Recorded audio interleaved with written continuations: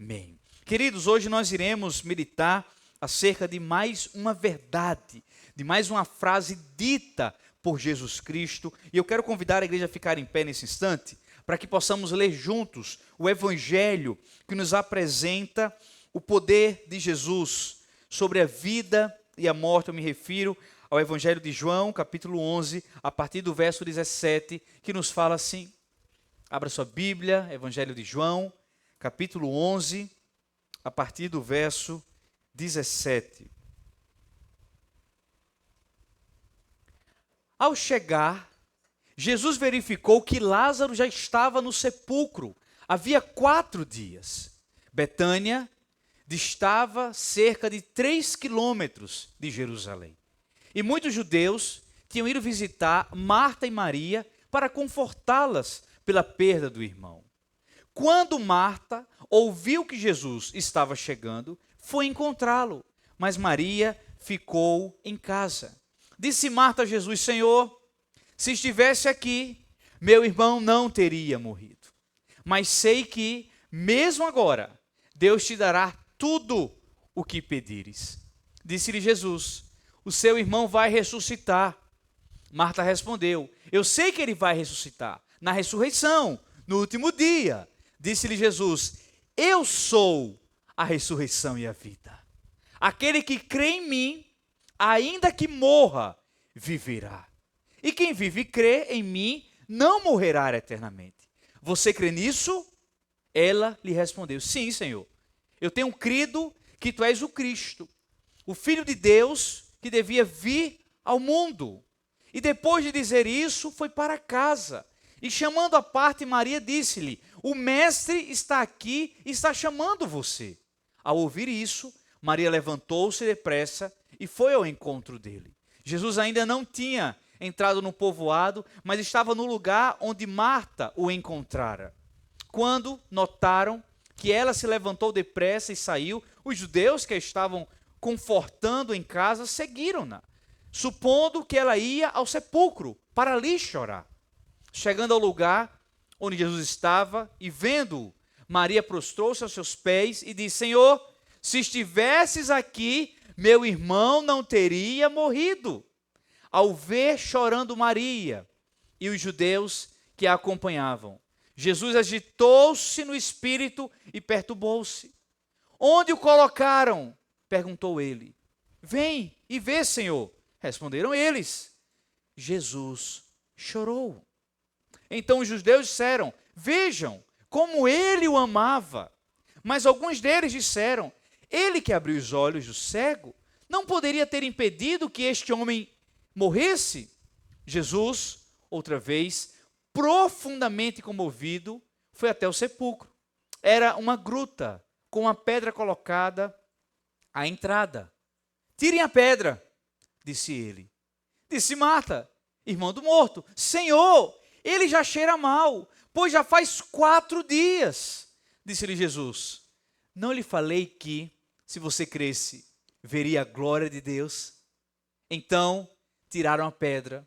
Jesus olhou para cima e disse: Pai, eu te agradeço, porque me ouviste.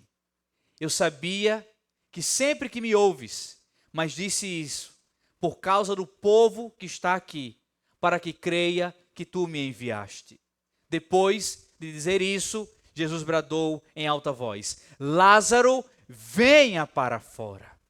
O morto saiu, com as mãos e os pés envolvidos em faixas de linho, e o rosto envolto num pano. Disse-lhe Jesus: tirem as faixas dele e deixem-no ir. Louvado seja o nome do Senhor. Pai, obrigado por tua palavra, Pai.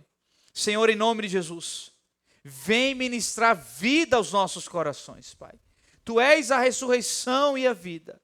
E que nesse instante agora, enquanto meditamos na tua palavra, o Senhor nos ensine, o Senhor nos console, o Senhor nos guie, o Senhor nos encha de esperança, de alegria e de paz. Amado Deus, me usa com graça e misericórdia, Pai. Pois com temor me coloco aqui mais uma vez, nessa sublime, mas e tanta responsabilidade e função de pregar a tua palavra. Mas faço isso com amor e em total dependência no teu Espírito. Fala conosco, Pai, em nome de Jesus. É assim que nós oramos. Amém. Sente no seu lugar. O capítulo 11 de João, que nós lemos parte desse capítulo agora, ele registra o último e maior milagre de Jesus antes da crucificação. Esse momento aqui foi muito parecido com o nosso calendário litúrgico de hoje. Depois da quarta-feira de cinza, nós vivemos 40 dias de preparação até a chegada da Páscoa. E aqui Jesus também estava próximo da Páscoa. E logo em seguida vai iniciar o seu discurso de despedida. Mas esse milagre revela não apenas o poder de Jesus sobre a morte, mas também a sua divindade. E é impressionante o quanto que esse milagre causa dois efeitos. Primeiro, despertou a fé de muitos, mas também aumentou a rejeição para com Jesus. Pois assim é o Evangelho. O Evangelho que salva é o Evangelho que confronta. O Evangelho que aceita, amém? Nós aceitamos esse Evangelho.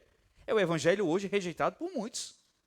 Estamos aqui glorificando o nome do Senhor. Nós cremos nesse Evangelho. Posso ver amém na igreja? Mas tem muitos que negam esse Evangelho. Então, esse milagre de Jesus desperta a fé de muitos que viram a ressurreição, mas provocou o quê? Uma maior rejeição para com Cristo. E de acordo com essa frase dita por Jesus, e é o tema da nossa pregação, eu sou a ressurreição e a vida, eu quero partilhar com a igreja algumas lições, entre elas a primeira, a realidade da dor e do sofrimento. É uma realidade em nossas vidas, a dor e o sofrimento. E o verso 1 a 3 do Evangelho de João, a palavra nos fala que havia um homem chamado Lázaro. Ele era de Betânia, do povoado de Maria e de Marta, a sua irmã. Aconteceu que Lázaro ficou doente. Maria, a irmã dele, era a mesma que derramara perfume sobre o Senhor e lhe enxugara os pés com o cabelo. Então as irmãs de Lázaro mandaram dizer a Jesus: Senhor, aquele a quem amas estás doente. Então Lázaro estava enfermo quando a notícia chega até Jesus, e Lázaro, mesmo sendo amigo íntimo de Jesus, enfrenta a dor. Por quê? O amor de Cristo não nos isenta do sofrimento. Existe sim vida cristã. Não é um slogan verdadeiro. Venha para Jesus e pare de sofrer. Não é. Venha para Jesus e, apesar do sofrimento, receba a vitória. Eu acho que assim ficava mais parecido com o Evangelho de Jesus. Porque nós temos lutas em nossas vidas. Marta, Maria e Lázaro não eram apenas próximos a Jesus. Eles amavam Jesus e eram também amados por Jesus. Mas isso não os blindou da dor, da perda e também da morte, porque ser cristão não nos dá a garantia de uma vida sem lutas, mas ser cristão nos dá a garantia que teremos vitória em meio às lutas. Não é a ausência de luta, é a certeza da vitória em meio às lutas que nós travamos. Então, se hoje você vive um momento de dor, entenda que faz parte da realidade cristã. A dor, o sofrimento. Quem era Lázaro? Muito amado por Jesus. Quem era Maria e Marta, as irmãs de Lázaro? Muito amadas por Jesus também. Segunda lição que precisamos crer é que o tempo de Deus, ele é perfeito. Posso ver amém da igreja? O tempo de Deus, ele é perfeito. E no verso 6 e verso 7, o evangelista aqui vai nos apresentar mais uma verdade. No entanto, quando ouviu falar que Lázaro estava doente, ficou mais 2 dias onde estava quem? Jesus. Depois disse aos seus discípulos: vamos voltar para a Judeia. Jesus não foi imediatamente para Betânia quando soube que Lázaro estava nos seus últimos suspiros de vida. E ele, deliberadamente, esperou mais 2 dias. Então, aquele que levou a mensagem a Jesus gastou 1 dia para chegar até onde Jesus estava.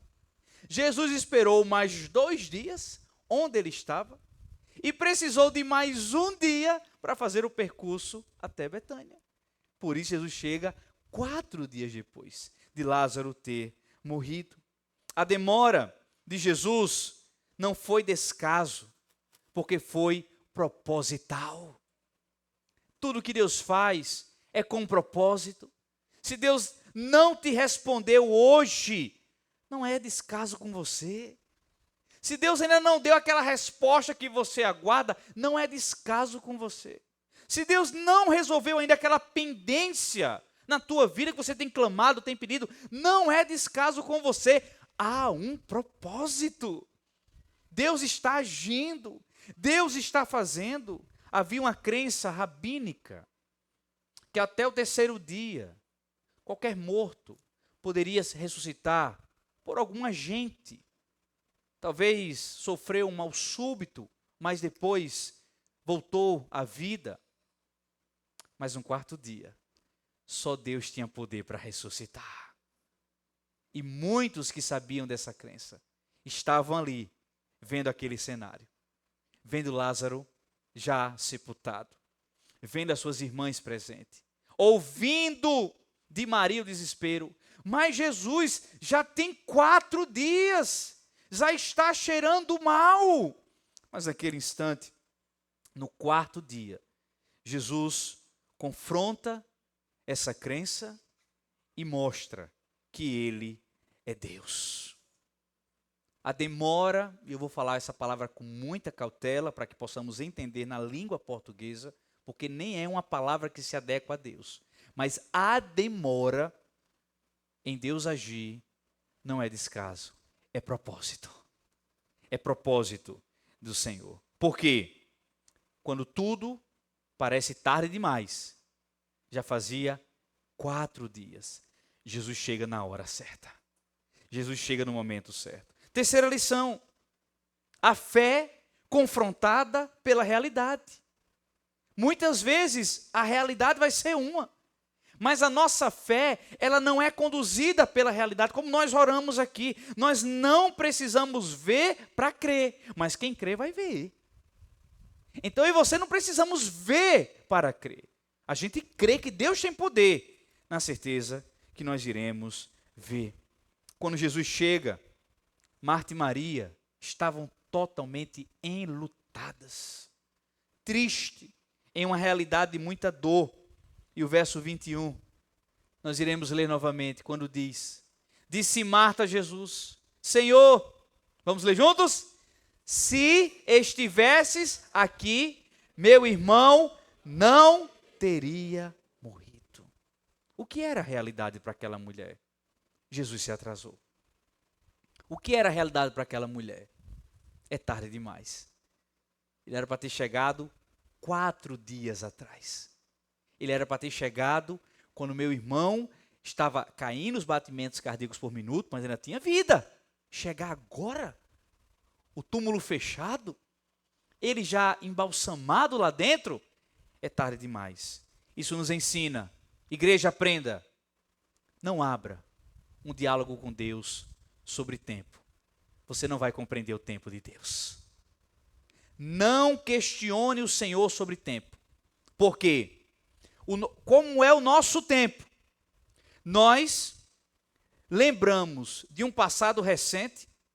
Talvez você tenha dificuldade de lembrar o que almoçou ontem. Você sabia disso ou não? Talvez você responda o que almoçou hoje. Mas se for um passado mais longe, já tem dificuldade de lembrar. Nós só conseguimos olhar o presente e desejamos a resposta no futuro rápida. A gente não quer uma resposta de 30 dias, de 1 ano, de 10 anos. E muitas vezes falamos, eu quero isso para ontem. Então quem somos nós para falarmos sobre o tempo? Deus é eterno. Amém, meus irmãos? Deus é eterno. Quando você não entender porque Deus está fazendo isso hoje, porque Deus não fez ontem, porque Deus está deixando para amanhã, não vá em um diálogo de questionamento com o Senhor, porque a nossa compreensão de tempo, ela não é apenas limitada, mas ela é corrompida, porque nós queremos tudo para ontem. E tantas vezes dizemos que é urgente o que não é urgente. Vez por outra, em amor. Eu tenho que corrigir algumas pessoas. Pastor, pelo amor de Deus, ligue para mim, é urgente. O que é que eu penso, gente? O que é que eu penso, gente? É urgente. O que foi, meu irmão? Vai ter culto de mulheres hoje? Eu digo, pelo amor de Deus, você é homem, nem para estar sabendo sobre culto de mulher. Não, porque minha mulher quer saber, que ela se vire. Estou brincando. Mas não diga para mim que é um negócio urgente, pelo amor de Deus. É urgente. Diga, meu irmão, vai ter culto de mulher hoje? Eu digo, pelo amor de Deus. Então, olha que nós não temos nem noção de urgência. É assim ou não, gente? É urgente. É urgente. E o que nós vemos aqui é que Deus é eterno e jamais age com demora. Deus é eterno e sempre age com poder. Então, quando a nossa realidade, ela for de tristeza, ela for de dor, nós temos que ter uma compreensão de visão, uma visão de fé, uma visão de confiança. Escuta, igreja, a última segunda-feira foi um dia tão triste. Estou vendo aqui Karina, Carla, Bal. Que dia triste, meu irmão. Foi segunda-feira. Que dia difícil para mim foi segunda-feira. O ano que vem, eu completo 20 anos de ministério pastoral. Me formei em 2006. Mas pela primeira vez, eu fui fazer um culto fúnebre de 2 pessoas. Uma mãe e uma filha. Quando soube, já foi um choque. É o quê? É isso mesmo? É. Nos dirigimos para lá. Às 2 horas da tarde, os corpos só chegaram às 18 horas, 4 horas só de choro, só de luta, só de questionamento. Mas, Bal, aquele senhor que perdeu a filha e a neta, enquanto eu abraçava, imagina, um homem que perdeu ao mesmo tempo a filha e a neta, um pai e um avô, chorando, muito comovido, depois de me abraçar, disse, pastor, Deus sabe o que faz. E eu disse, meu irmão, se apegue só a isso. Se o senhor puder agora colocar algo na sua mente, só coloque isso. Deus sabe o que faz. Então, Marta e Maria estavam nessa dor. Mas estavam em uma dor maior porque sabiam que Jesus tinha poder de fazer se não tivesse atrasado. Que Jesus tinha poder de mudar aquele quadro se não tivesse chegado 4 dias depois. E de fato, Jesus poderia ter evitado a morte de Lázaro, como nós falamos, velando Viviane e Liz. Deus poderia ter evitado. Mas o Senhor tem um propósito para tudo o que faz. Deus podia ter evitado a dor que você vive hoje, a luta que você enfrenta hoje. Deus está deixando, tem um propósito. Apega-se ao propósito. Não coloca o questionamento acima do propósito. Não coloca a indignação acima do desejo de propósito. Não coloca a dúvida acima do desejo de propósito. Então, Jesus declara em alto e bom som, eu sou a ressurreição e a vida, porque Ele não apenas realiza a ressurreição, mas Ele é a própria fonte de vida. Marta crê em uma ressurreição futura, no último dia, e Jesus a traz para o presente. E quantas vezes eu e você ou colocamos a nossa fé no passado, se Deus tivesse feito isso, ou colocamos a nossa fé incrédula no futuro, será que Deus vai fazer? Volte para o presente. E assim como o Salmo 126 nos fala, sim, hoje, grandes coisas o Senhor tem feito por nós. e por isso estamos alegres. Volte para o presente. Quarta lição, a compaixão de Jesus e sua humanização. Quando Jesus fala, eu sou a ressurreição e a vida, aquele que crer, ainda que morra, viverá. Aquele que crê em mim, ainda que morra, viverá. Ele apresenta ali a sua compaixão e a sua humanização. No verso 33, nós iremos ler mais uma vez, ao ver chorando Maria e os judeus que a acompanhavam, Jesus agitou-se no espírito e perturbou-se. Onde o colocaram? Perguntou ele.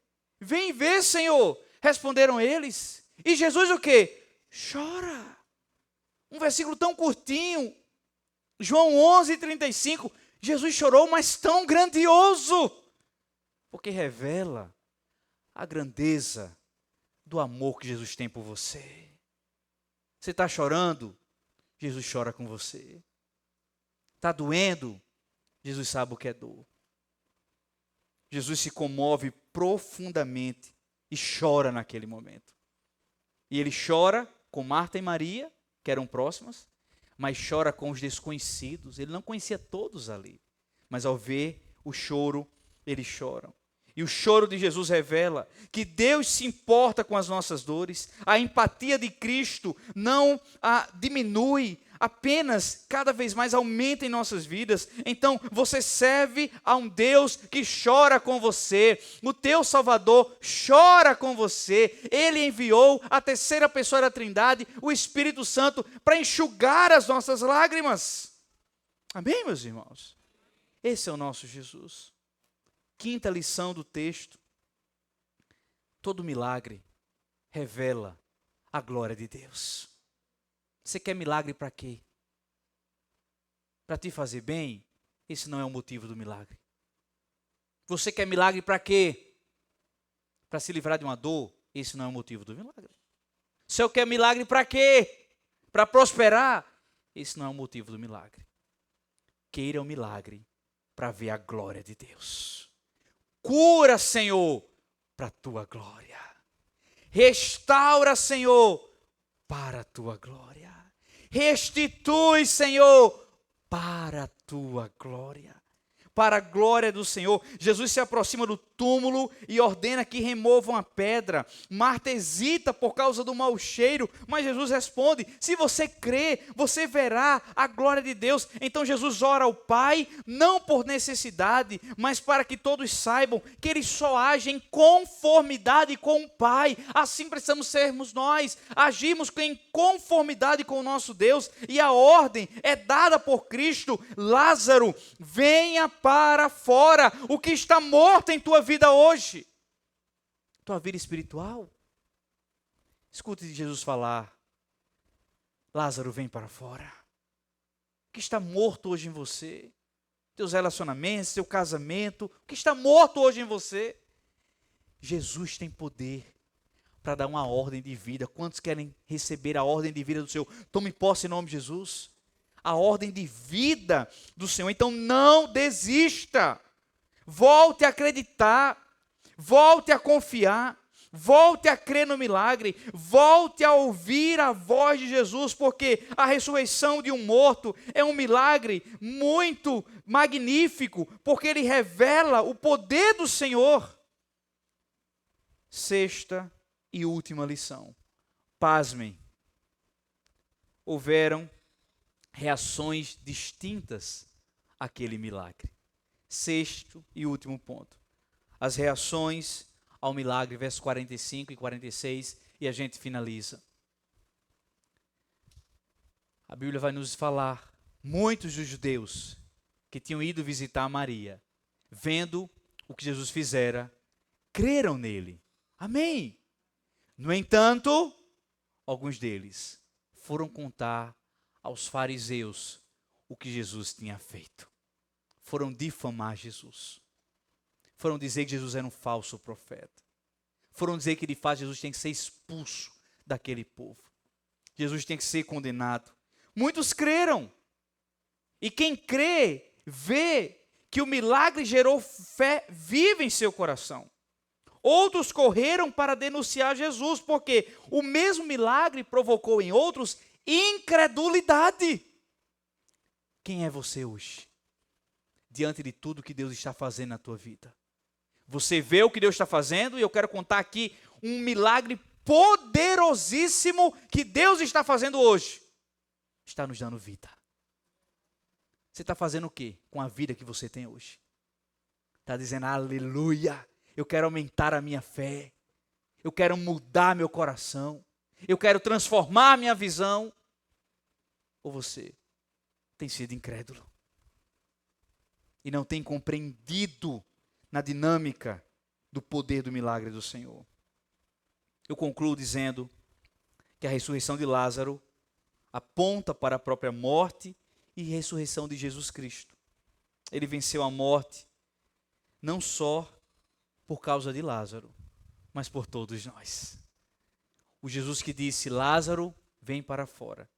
Um dia, quando eu partir, você partirmos. É a nossa realidade. Eu falava segunda-feira, Baal lembra disso, no culto fúnebre. Eu dizia, é um lugar que eu não quero estar. Se eu pudesse dizer não para um culto fúnebre, eu diria, Anderson, primeiro culto fúnebre da igreja, da sua mãe. Se a gente pudesse dizer não para aquele momento ali, no ano passado, lembra? Diríamos, não, dói, machuca. Eu chego mal e saio pior todas as vezes. Mas eu lembro que eu preciso estar nesses momentos. Para lembrar de Tiago, quando diz que a vida é uma neblina. Passa. E o que eu e você estamos fazendo com a nossa vida? Tão curta, mas que haverá repercussão eterna. Tão curtinha aqui. E mesmo que alguém desfrute de uma longevidade de 108 anos, 110 anos, o que é isso para a eternidade? A morte é uma realidade, assim como a eternidade nos espera. Para aqueles que creem em Jesus, haverá uma eternidade na presença de Deus Pai, no novo céu e na nova terra. Os incrédulos, infelizmente, não gozarão da morada celestial, e é isso que a palavra nos ensina. De tudo que eu falei, guarde agora essa última verdade em seu coração. Jesus tem a palavra final. Que Deus nos abençoe, em nome de Jesus, amém. Aplauda ao Senhor por essa palavra.